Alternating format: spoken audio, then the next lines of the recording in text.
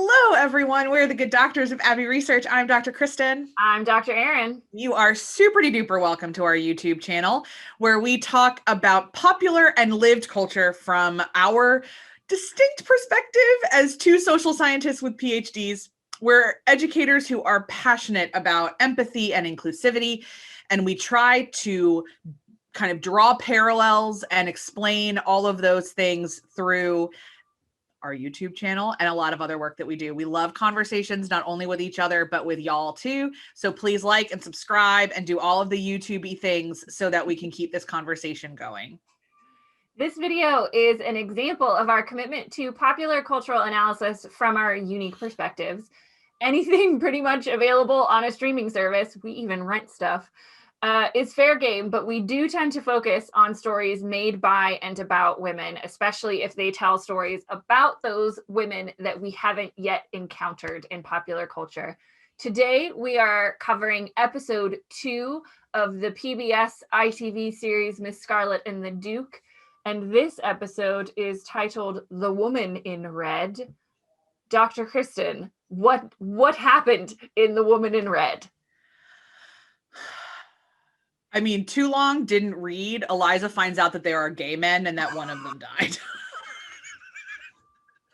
Eliza learns a lot about homosexuality, including that they exist in London under her nose.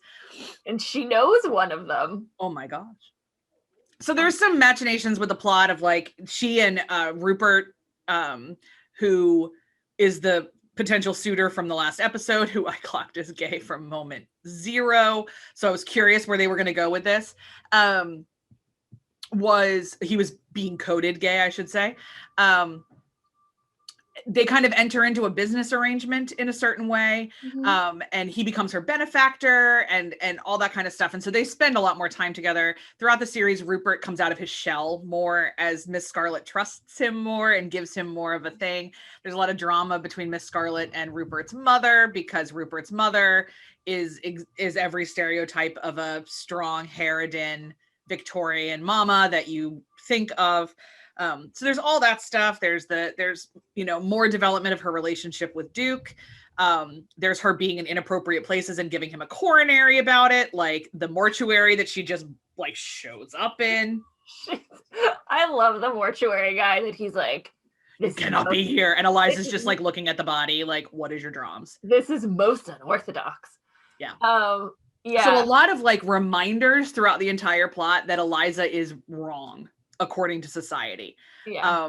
And so then she spends most of this episode figuring out that there are other people that are wrong and not just her. And this is an important lesson for every feminist to learn. Yeah. That you are not the only oppressed society.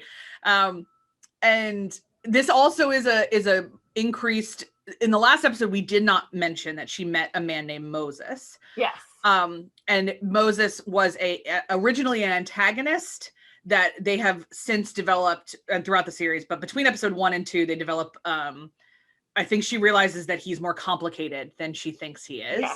So when she runs into him again at a crime scene, they become a bit more like they develop a rapport and understanding. That's the word I was looking for. Thank you, Dr. Erin. They develop an understanding. The crime is basic. There's a dead guy.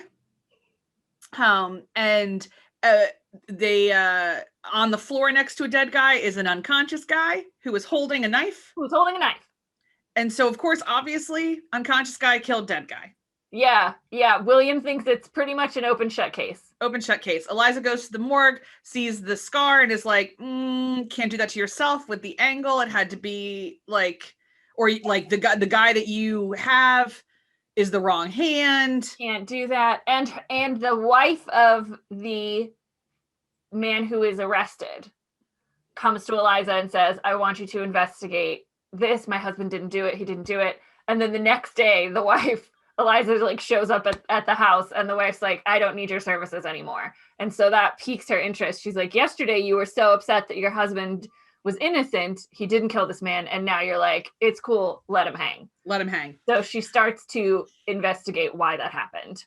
So what we find out is that there is a secret society in this part of London. I'm going to assume it's not all of London, but just like this corner of it, called the Midnight Rose Society. We've learned from an article, an interview with the showrunner Rachel New, who that we'll link in the show notes, that while florography and the communication of relationship and meaning through the use of flowers was very common in Victorian England, this particular society is in fact made up. She fictionalized this. Yeah.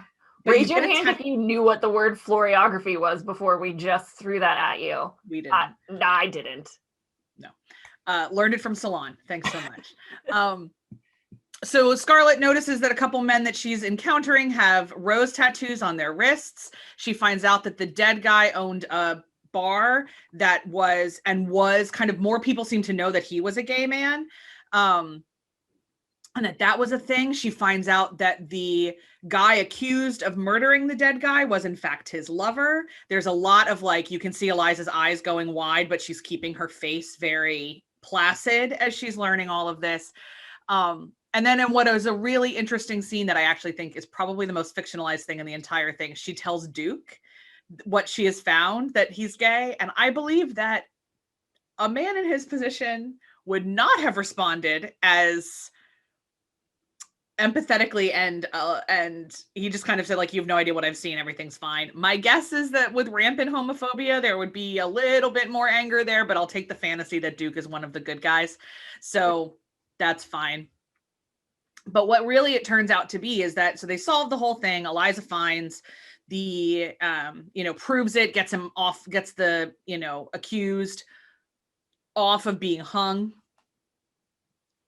But the most important thing to us in this is that as we have a conversation with Teddy, the man who's now alive, the husband, as it were, essentially what he says is that he would have rather hung. Because not only is the love of his life gone, but now that everybody knows he's gay and his wife will not take him back, she very publicly and very loudly and very homophobically renounces him. And he has nothing. And you can tell that it was a moment of Eliza, like, I think a lot of do-gooders have this moment where like my definition of good and the other person's definition of good aren't exactly the same. And you kind of have to get to the point where you realize that. And this is Eliza's awakening that, at least for this subsect of the population, she doesn't get to decide what good is. Yeah, and I mean, I think we got a hint of that in the first episode as well, where she was so excited to solve this case that she didn't really look into the person who had hired her, who ended up being Clara Sims's estranged husband.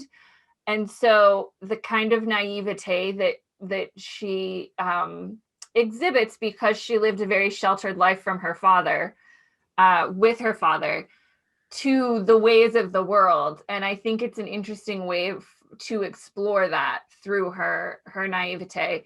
And she thought, in her book, if you're innocent of a crime, you shouldn't suffer from it. So I have done what is right in this by helping this man escape the hangman's noose. And we get some really wonderful conversations with Rupert, because it's actually through Rupert that she discovers that this society exists and that Rupert is a member of said society. And that is perhaps why he's not quite married yet and can't quite bring himself to that level of participating in what is expected of his gender. And it's dealt with really empathetically, I think, from her perspective. And Rupert also talks about the fear of discovery. Yeah, 10 years hard labor. If you are discovered if you are a male discovered having sex with another male, it is 10 years hard labor. 10 years hard labor. And so very obviously, as people who study society and cultures around the world, like there are always mechanisms to hide things that are illegal within cultures. And so, kind of uncovering the mechanisms with which these gay men were protecting each other and themselves and trying to live who they were in such restricted forms. And I love the conversation at the end where Rupert's mother shows up to deal with the lease situation. And he shows up kind of by the back door and is just absolutely petrified that Eliza's going to use this information that she has over him to like sort out the situation with his mother. And he's being exceptionally vulnerable and saying like, but you do have information that could help you. And she was like, no, I don't. I'm never going to tell. Like, and just the friendship that they develop, I think, is really well done.